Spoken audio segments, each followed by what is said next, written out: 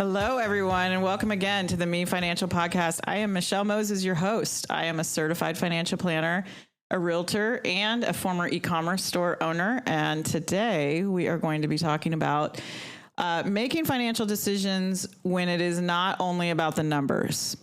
And I think this is important to talk about just because of the way the media talks about finance. I get really frustrated with what I read sometimes. And so that's why we're going to talk about this. And I know it's a little esoteric, but I'm going to give some examples of some things that my clients have done. And I got this idea because some people have called me in the last couple of weeks about what to do, just to talk through some things. That's a lot of times what I am is just a counselor, I feel like, just to talk through and decide where, to take the money best or where to invest it in the best way.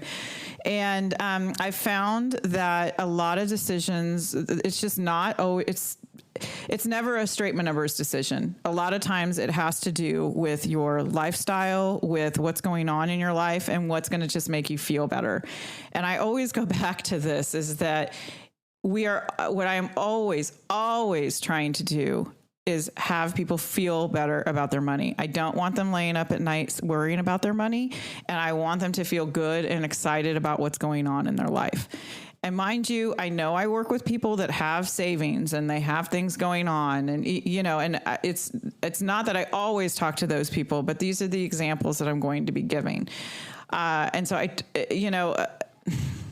let's just get going. I don't need to go more into that, but using the numbers as it's not the total litmus test. Okay. When you figure out a return and when you figure out like, hey, I'm paying this much on my credit cards and I'm only making this much in my savings account. Yes, obviously you were paying more on your credit cards than in your savings account, but does it make you feel better to drain your savings account and pay your credit card off and then you have no cash? It doesn't normally make people feel better. And so the point of this podcast is to just try to use the numbers as one of the factors of your decision, but it isn't the end all be all. Okay.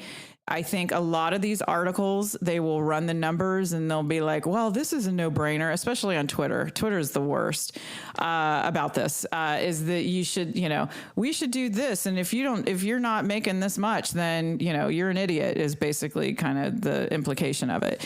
And one, don't listen to messaging like that because it's never good. It's just trying to shame you into doing something. And then most of the time your decisions, it's just more about life. And it's more about feeling secure. How are you going to feel secure? How is this going to make you feel better? So let's dive into a couple of examples, and then maybe we can extrapolate from there. So I have one example that somebody called me a couple weeks ago, and she has a home equity line of credit at 7%, and then she has her savings. And some of her savings is in a 5% high yield savings account for now, right? She was making 3%, whatever, 6 months ago or a year ago. But right now she's making 5% and her HELOC is 7%. And she had $20,000 in the savings account and her HELOC is $20,000. And she's like, should I pay it off? What should I do? And after talking, it made her feel better to just hold on to the money and pay a little bit extra on the home equity line. So, oh yes, when I say HELOC, I mean home equity line of credit. I've been getting some feedback that I'm using some lingo, and I apologize for that, guys. I don't even realize that I'm doing it. So she has a home equity line of credit and this money in a savings account. And so the end decision was, again, that she was just going to pay a little bit extra on the HELOC. And so let's say her payment was $300, she was going to pay like $400, so that it makes her feel better that she's paying it off a little bit more. And then as she gets money, then she's going to pay off the HELOC, in bigger chunks. Or if she can put more in the savings account, then she'll pay it off in more chunks. And this made her feel better, so at least she is accomplishing the goal of paying off the home equity line a little bit faster, but she's also able to hold on to her cash, because holding on to cash is key. I mean, I don't know that I need to explain this to you, but then that gives you the option to do things spur of the moment, or if your car breaks down or, something happens with your house, We all have those surprise expenses, and depleting all of your cash for your home equity line of credit isn't going to make those things go away. And so you just want to make sure that you're very careful with your decisions about the cash that you have, in my opinion, just because these things do come up. And so then she actually called me because her business is in the real estate. And so she's worried about the future because things are really low and slow. And so that's why she wanted to hold on to her cash. Makes total sense to hold on to your cash if your business is going to be slow. And then you still have this loan, which they don't care if you pay it. I mean, I know that you're paying more by having the loan in the first place. But if it is the status quo, it is what it is. And she still has some savings. Okay. So the other example I have is a client called me and, was wondering because we have been invested very safely, and he felt like he had a lot of money in just a savings account at 5%, and isn't there something else that we can do with it, or that we should? Actually, he was feeling guilty that he should be doing something else besides having it in this high yield savings account because it is a lot of money. And it was a very large chunk of change. So, and I said, okay, well, you're going to be taking more risk. We're going to be in the stock market to take risk to get that rate of return that's over 5%. And at the end of the day, after we talked about it, he decided that it wasn't worth the risk. He didn't want to worry about the market going up and down so that he could maybe make 6, 7, 8, 10%. He's happy not taking the risk and making 5%. And sometimes just your peace of mind is way more important than earning a couple more percentage points. He's happy with 5%. His spending is under control, like per month, his spending's under control. He doesn't spend like gobs and gobs of money. And so we were just going to decide to wait.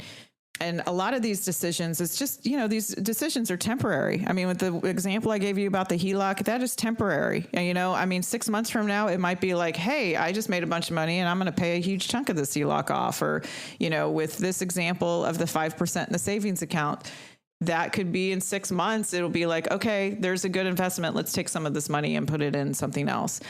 If you don't have something you're going towards, that you're excited about, then stick with what it is, like in that conversation about this 5% savings account, hey, I got all this money in here. Should we do something else? Well, if there's no other ideas that you're excited about, then yeah, just keep it where it is. You're still earning 5%. I know inflation's high, but it's not going to be high forever. I mean, that's the thing. All of this stuff is temporary, and you're just always checking in like, is this the best decision for the time? Okay, it is. I'm good with this.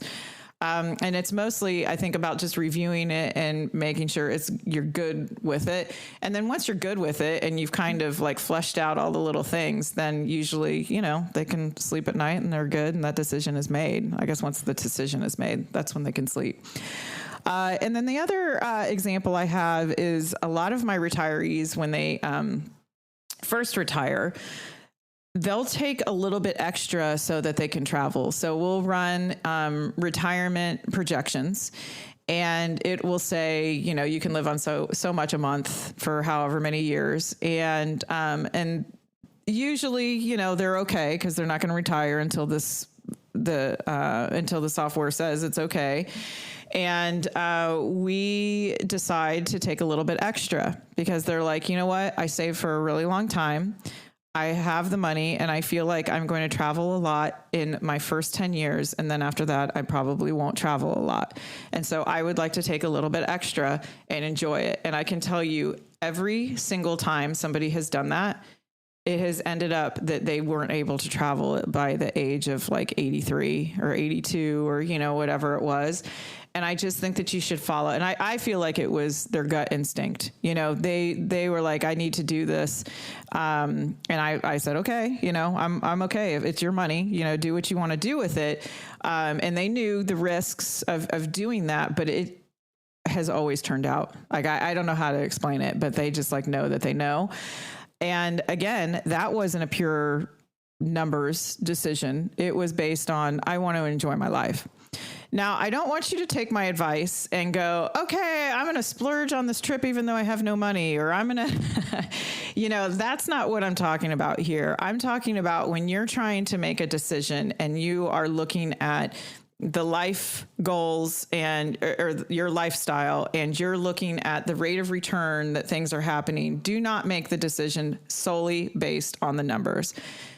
The decision on the numbers is a factor in your decision, but it is not the entire decision. And it really frustrates me the way that the media makes the numbers the entire decision. Hence why I have this podcast, is because I want you to put your emotions and your lifestyle into your money, because we are feeling beings. We are people that are not here to just earn money to pay for our mortgage. We are here to take vacations, and we want to enjoy our lives and be with people that we love and do fun things. That is why we love having money, right? Is so that you can do what you want to do. So I want you need to be aware of the numbers, but they don't need to be your sole decision maker. And so when it comes to like the splurging and things like that, I think that's a whole nother topic, but I don't want you to extrapolate this out that, I should go buy these clothes.